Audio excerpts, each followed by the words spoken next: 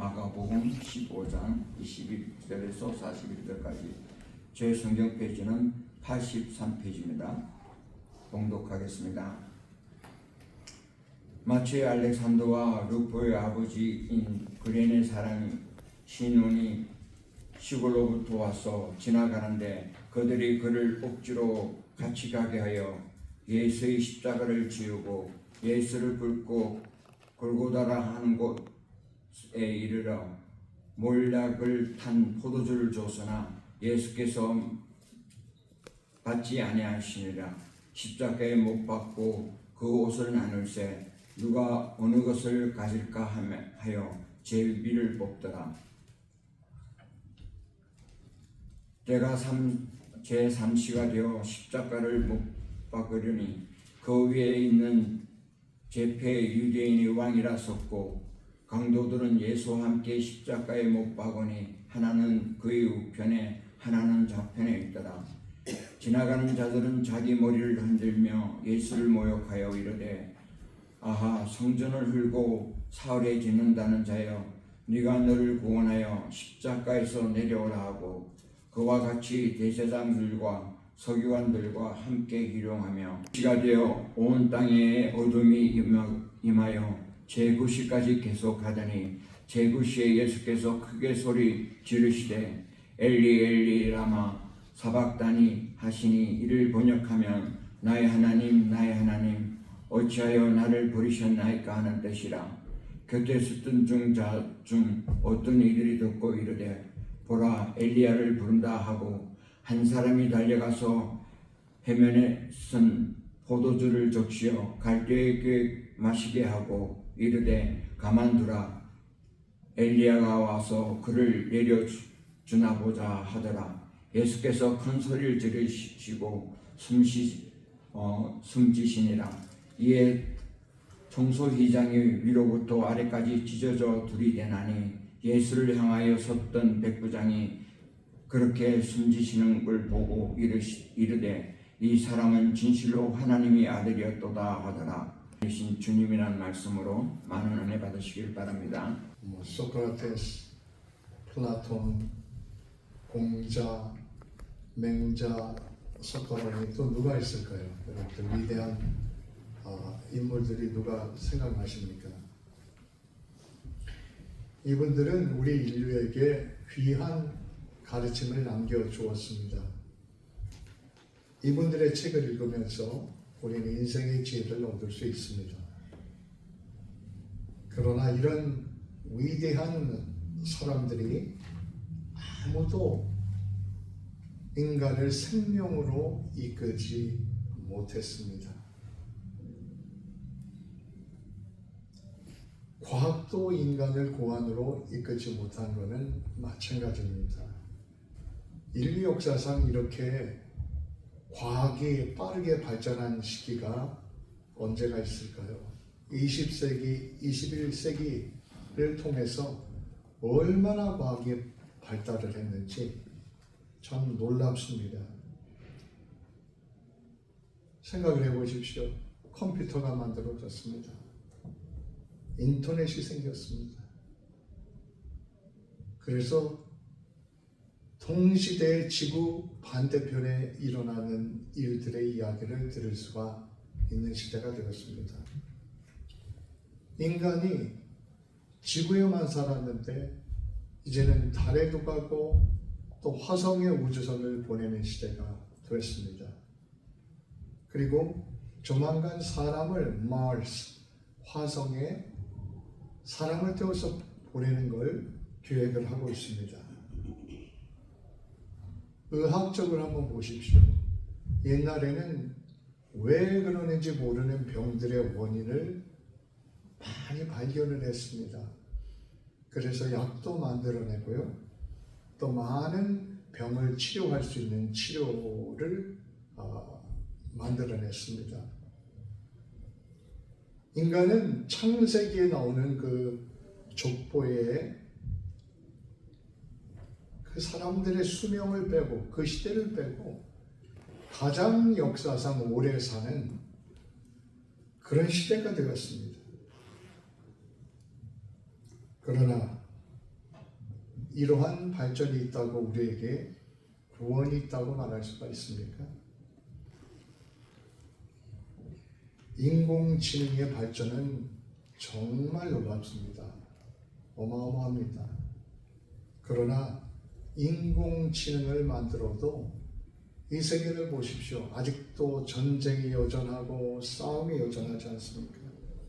지구 한쪽에서는 우주를 탐사해서 화성에 가겠다고 하는데 지구 반대쪽에서는 밥도 못 먹어서 굶어 죽는 사람들이 많습니다. 왜 그렇습니까? 세상과 인류는 여전히 구원을 필요로 합니다. 이런 구원은 오직 예수 그리스도로부터만 옵니다. 의학의 발전으로 인간의 수명은 연장되어 있지만 그렇다고 인간이 영원히 살 수 있습니까? 우리는 결국 100살을 살아도 죽게 되어 있습니다.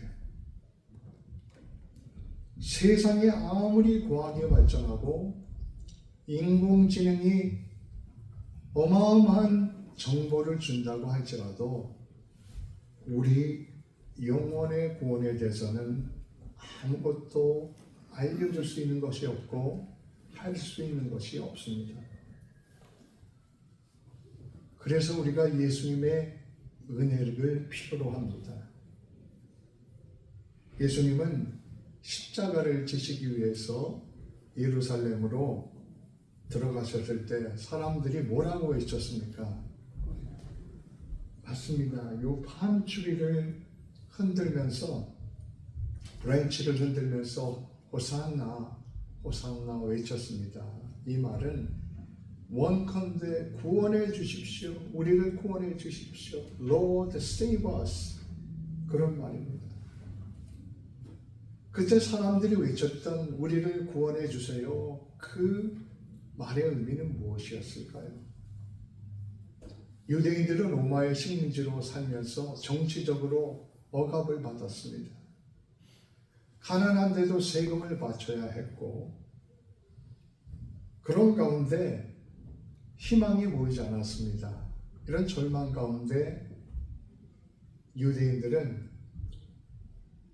예수님께서 예루살렘에 들어오시니까 수많은 병자를 치유하고 이적을 베푼 저분이 우리를 로마에서 구원하겠구나.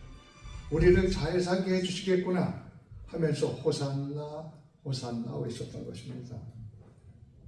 결국 그들이 외쳤던 구원의 열망은 정치적인 자유 그리고 경제적인 자유가 핵심이었던 것입니다.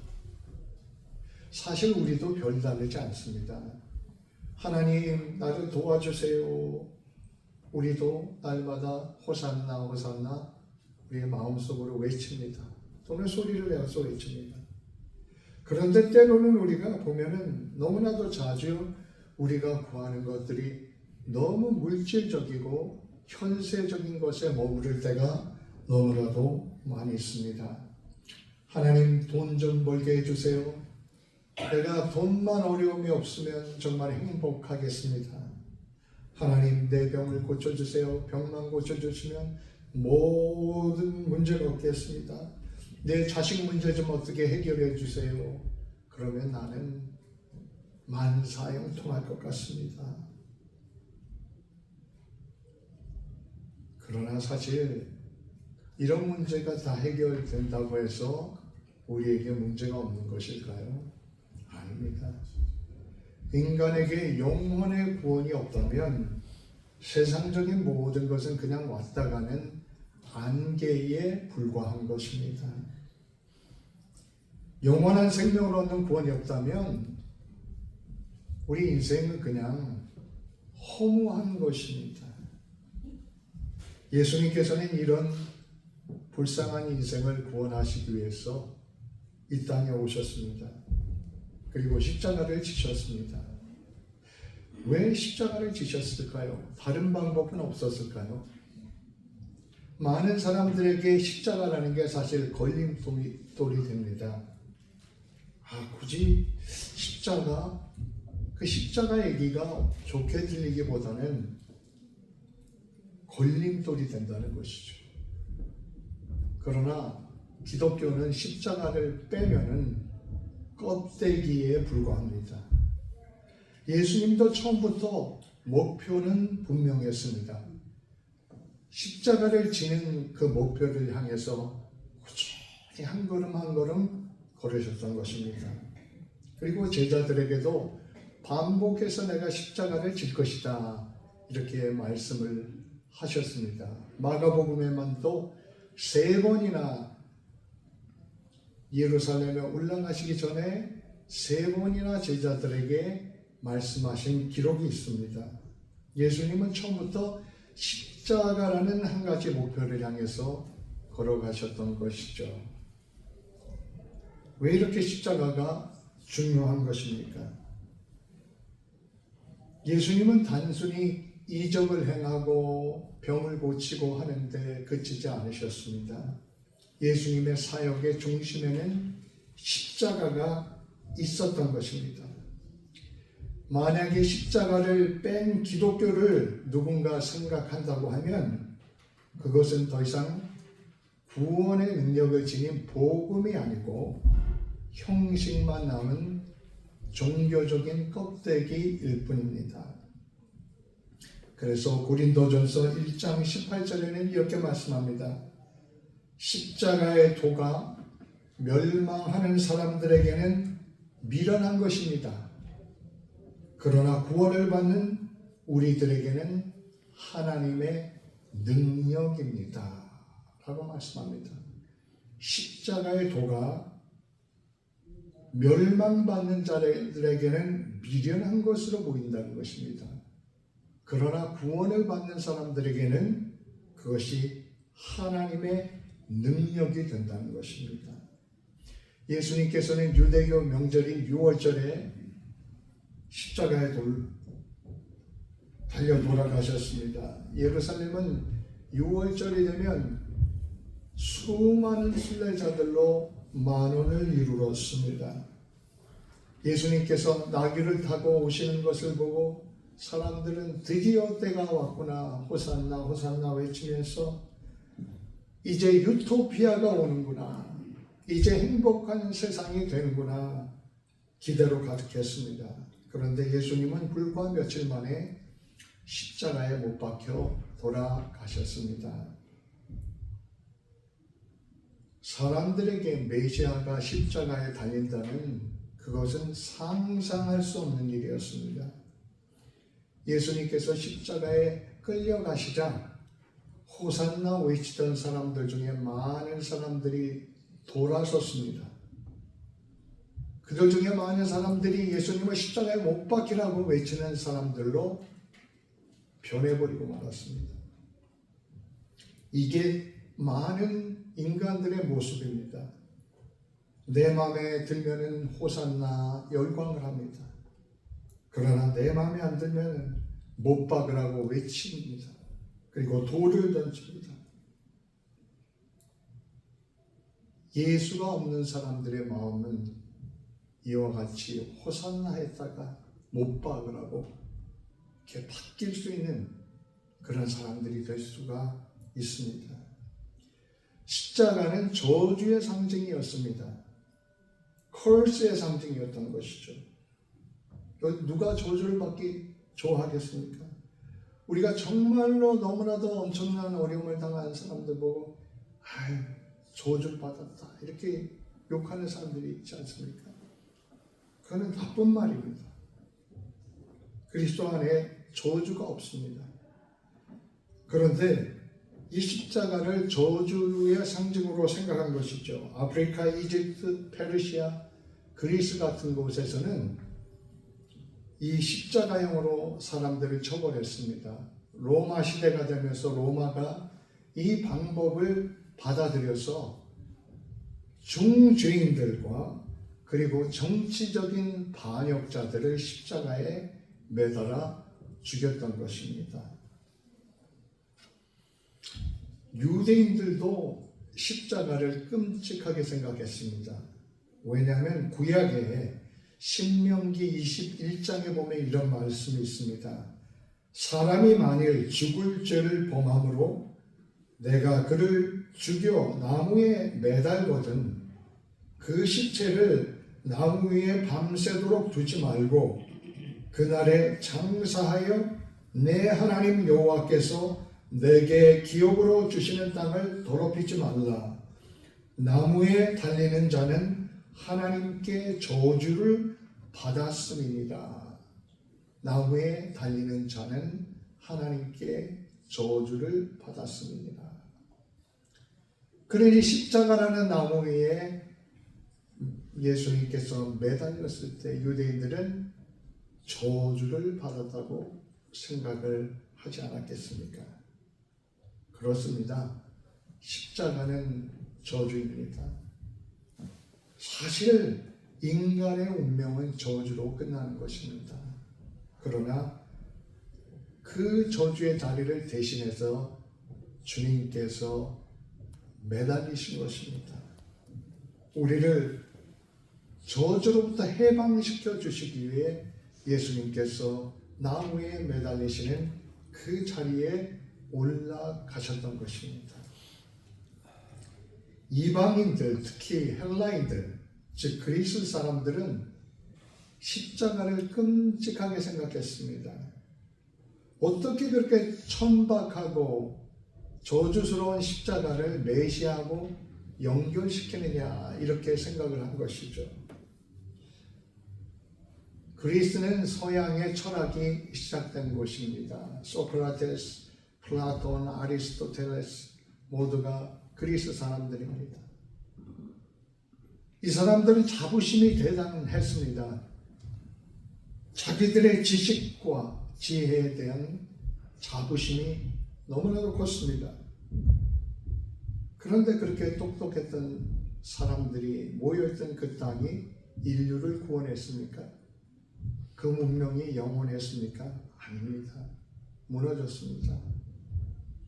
인간이 만든 세상을 보십시오. 오늘날도 우리는 인간의 삶이라는 건 다 고백이나 고통이 있습니다. 어려움이 있습니다. 그런데 조금만 서로 불쌍히 여기고 서로 도우면 되는데 나라는 나라끼리 싸우고 또 사람은 사람끼리 싸우는 일, 이런 일이 비일비재합니다.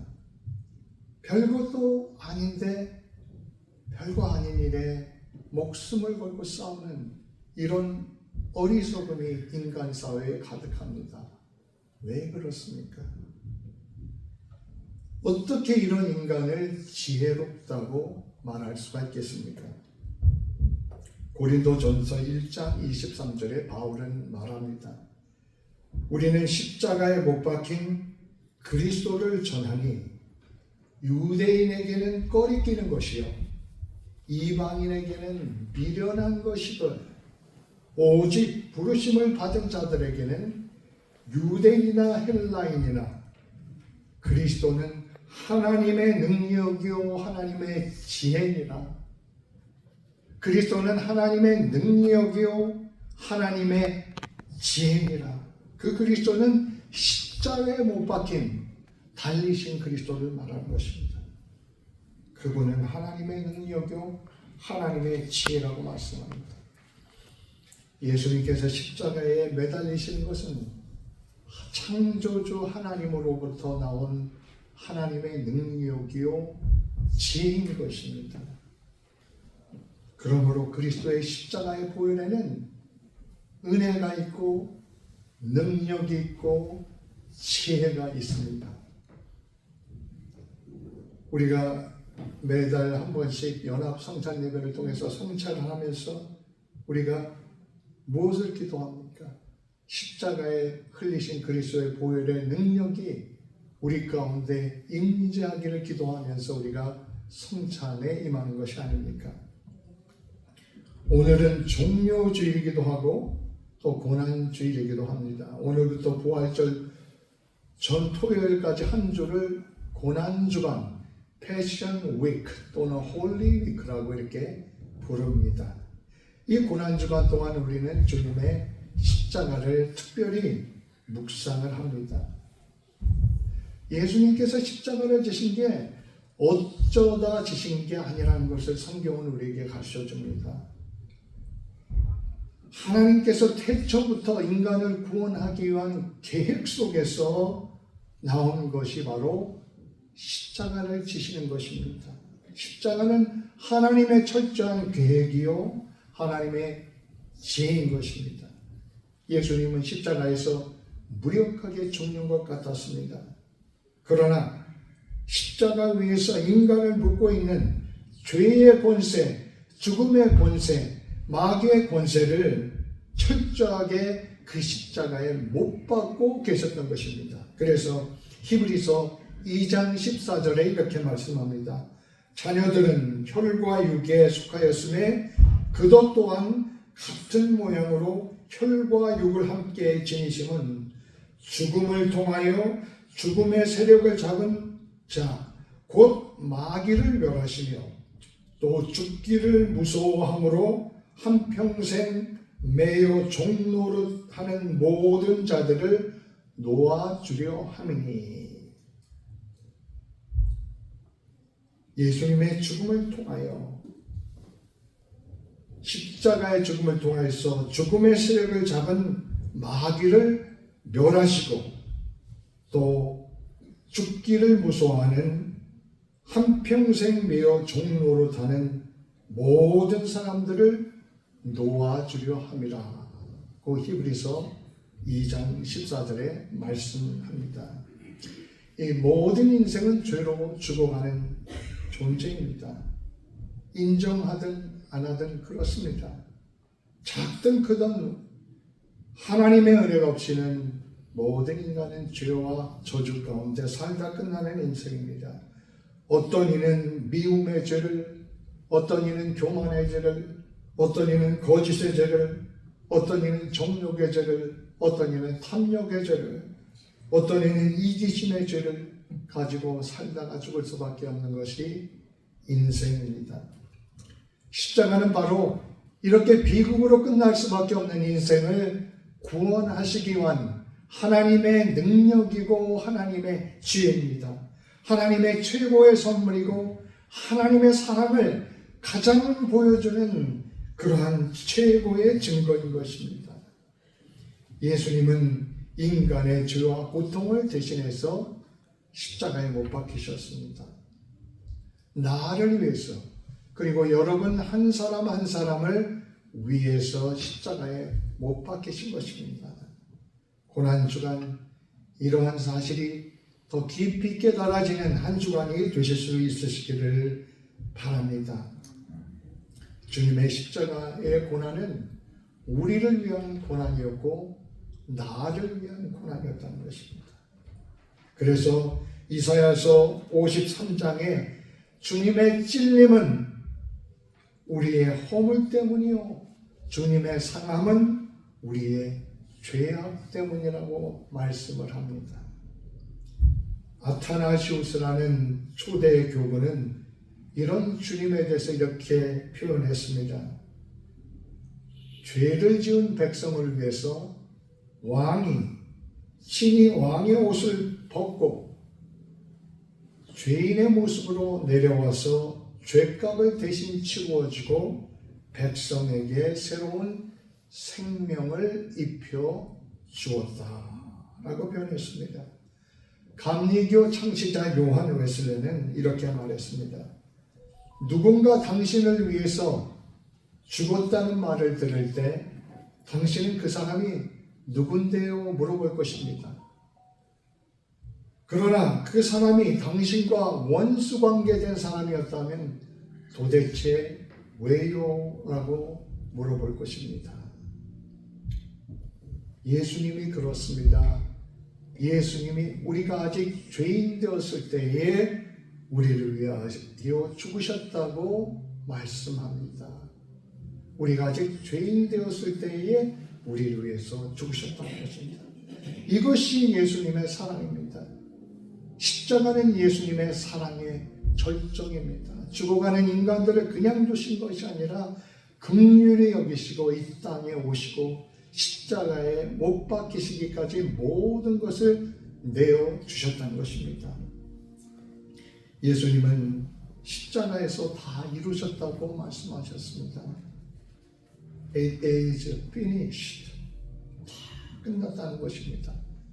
구원의 완성을 위한 그 십자가의 사명이 끝났다는 것입니다. 우리가 이 세상 살면서 고통이 많습니다. 어려움이 있습니다.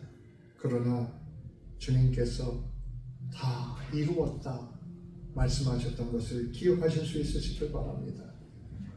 이미 우리는 그 다 이룬 그 하나님의 축복과 영광을 향해서 가고 있는 것입니다. 그러므로 누구든지 예수님을 믿고 회개하면 용서를 받습니다. 구원을 받습니다. 예수님 우편에 매달렸던 강도조차도 주님 나를 기억하옵소서라는 그 말씀에 오늘 네가 나와 함께 낙원에 있으리라 이렇게 말씀하지 않으셨습니까? 요한계시록 7장에 보면요, 천천만만 수많은 천상의 성도들이 하나님을 찬양하는 장면이 나옵니다. 그때 이들이 어디서 온 자입니까? 질문을 하니까 천사가 대답을 합니다. 이는 큰 환난에서 나온 자들인데 어린 양의 피에 그 옷을 씻어 휘게 한 자들이다 라고 말씀합니다. 천천만만 천상에서 찬송하는 그 사람들은 어린 양 예수님의 피에 그 옷을 씻어 휘게 한 사람들이라는 것입니다. 어린 양 예수 그리스도의 십자가에 흘리신 보혈이 우리의 죄를 씻게 합니다. 그래서 바울은 고린도후서 2장 2절에 내가 너희 중에서 예수 그리스도와 그가 십자가에 못 박히신 것 외에는 아무것도 알지 아니하기로 작정하였다 말합니다. 내가 십자가에 못 박히신 것 그것만 아는 것으로 충분하다는 것입니다. 그런데 예수님께서 십자가를 쉽게 지신 것이 아닙니다. 복음서에 보면 예수님이 얼마나 고통을 당하셨는가 기록되어 있습니다. 유대 공회 앞에 끌려가서 신문을 받습니다. 그들은 예수님의 얼굴에 침을 뱉었습니다. 주먹으로 예수님을 때리고 어떤 이는 손바닥으로 예수님을 때리기까지 했습니다. 그 모욕을 참으셨습니다. 로마 군병들은 침을 뱉으며 욕을 하면서 예수님을 끌고 갑니다. 예수님의 옷을 벗기고 자색 옷을 입힙니다. 그리고 잔인하게 예수님의 머리에 가시관을 씌웁니다. 갈대를 예수님의 손에 들게 하고 장난스럽게 예수님 앞에서 무릎을 꿇고 유대인의 왕이요 라고 조롱을 했습니다. 그리고 침을 뱉고 갈대를 빼앗고 그 갈대로 예수님의 머리를 치고 또 자색 옷을 다시 벗겨서 원래 옷을 입히고 십자가로 끌고 갑니다. 십자가에 죽는 죄인은 사형장까지 자기가 매달릴 십자가를 끌고 가야 했습니다. 예수님께서 지쳐서 중간에 쓰러지니까 로마 군병들은 구레네 시몬이라는 그 옆에 있던 사람을 불러서 그 십자가를 대신 끌고 가게 했습니다. 예수님께서 십자가에 달리셨을 때 그 고통이 얼마나 큰지 누군가 몰약을 탄 포도주를 예수님께 드렸습니다. 일종의 마취제를 드린 것이죠. 그러나 예수님은 그것을 거절하셨습니다. 로마 군병들은 예수님을 십자가에 못 박고 예수님의 옷을 제비를 뽑아 나누며 앉아서 경비를 했습니다. 복음서에 보면 예수님께서 십자가 위에서 7 말씀을 하셨습니다. 첫 번째로는 아버지여 저들의 죄를 용서해 주십시오. 두 번째는 옆에 매달리는 용서를 구하는 강도에게 오늘 네가 나와 함께 낙원에 있을 것이다. 세 번째는 여자여 보소서 아들입니다. 하면서 요한에게 어머니 마리아를 부탁했습니다. 네 번째는 엘리 엘리 라마 사박다니, 하나님 어찌하여 나를 버리시나이까. 거의 목숨이 끊어질 그 순간이 가까워갈 때 예수님이 이러한 외침을 외치셨습니다. 다섯 번째로는 목마르다라고 하셨습니다. 여섯 번째는 다 이루었다고 하셨습니다. 그리고 마지막으로 아버지여 내 영혼을 아버지의 손에 부탁합니다 라고 말씀하신 후에 숨을 거두셨다고 복음서는 기록하고 있습니다. 이 모든 이 고통을 왜 당하신 것입니까? 저와 여러분을 죄와 죽음과 저주 가운데서 구원하시기 위해서 십자가를 지신 것입니다. 우리가 고난주간 이 은혜를 깊이 깨달을 수 있는 한 주간이 되실 수 있기를 축원드립니다. 우리가 또한 생각해야 될 것은 주님은 십자가를 통하여서 하나님께서 세우신 교회를 핏값으로 사셨다고 말씀합니다. 사도행전 20장 28절에 보면 에베소 장로들에게 고별 설교를 하면서 바울은 그렇게 말씀합니다. 주님께서 자신의 핏값으로 세우신 교회를 내가 보살폈다고 말을 합니다. 주님께서 자신의 피로 세우신 교회입니다. 우리 개개인을 주님의 피로 구원하시고 주님은 주님의 피를 통해서 구원한 성도들을 통해서 교회를 세우게 하신 것입니다. 그리고 교회를 통해서 하나님의 뜻이 이 땅에 이루어지도록 그렇게 하신 것입니다. 우리가 주님의 십자가를 생각하면서 우리의 교회가 주님의 핏값으로 세워진 것이라는 이 놀라우신 은혜와 책임과 사명을 잊어서는 안 될 것입니다. 예수님께서 십자가에 달리셨을 때 6시로부터 9시까지, 즉 우리 시간으로 바꾸면 정오 12시부터 3시까지 온 땅에 어둠이 임했다 이렇게 기록하고 있습니다. 햇빛이 가장 밝아야 할 시간에 온통 세상이 어두워졌다는 것입니다. 초자연적인 하나님의 표적이 있었다는 것이죠. 인류의 죄에 대한 하나님의 심판과 슬픔, 그리고 예수님께서 감당하신 고통의 깊이를 드러내는 하나님의 표현이었던 것입니다. 예수님은 제9시쯤, 그러니까 우리 시간으로 오후 3시쯤 큰 소리로 질러 말씀하셨습니다.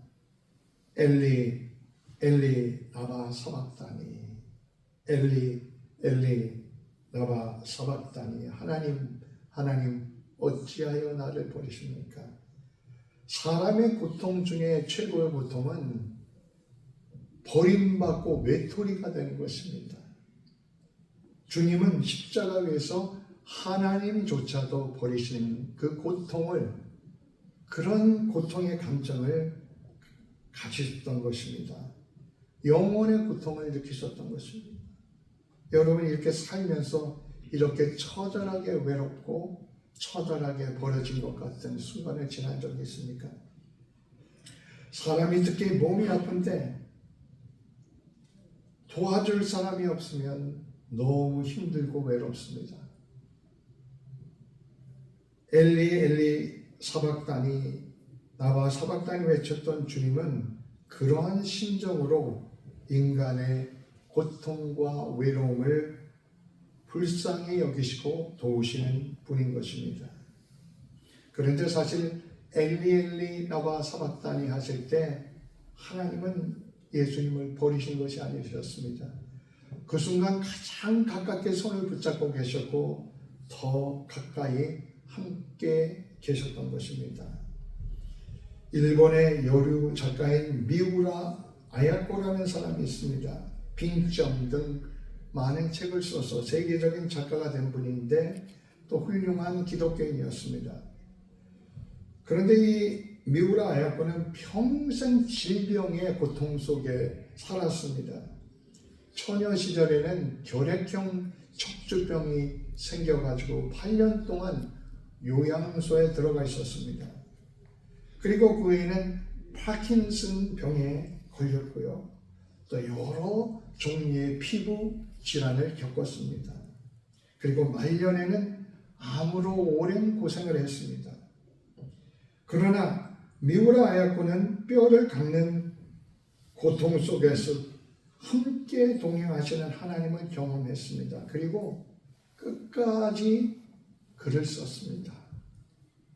그리고 위대한 소설을 남겼습니다. 미우라 아야코는 하나님의 은혜에 대해서 감사를 놓치지 않았습니다.